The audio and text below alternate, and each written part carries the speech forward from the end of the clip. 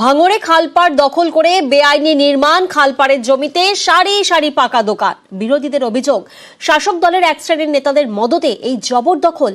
মানতে নারাজ ঘাসফুল শিবির।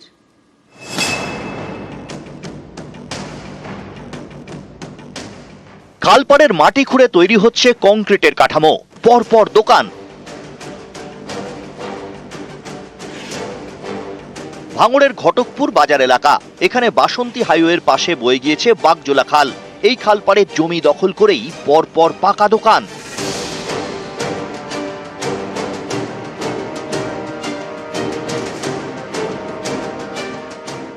খালপাড়ের এসব জমি সেচ দপ্তরের অধীনে পড়ে।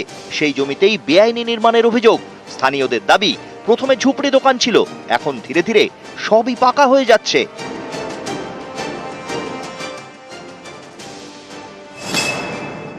বড় রাস্তা যেটাকে 6 লেন হওয়া উচিত, সেইখানে দাঁড়িয়ে সরকারি জমিগুলো অবৈধভাবে নির্মাণ করে দখল করছে। একেবারে চোখ বুজিয়ে এটা সরকার করছে, সরকারি যারা আছে, যারা ক্ষমতায় আছে তারাই করছে।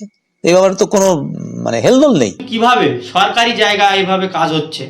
তাহলে কি পুলিশ অন্ধের মতন কাজ করছে, না তাহলে পুলিশ প্রশাসন এর সঙ্গে জড়িত আছে?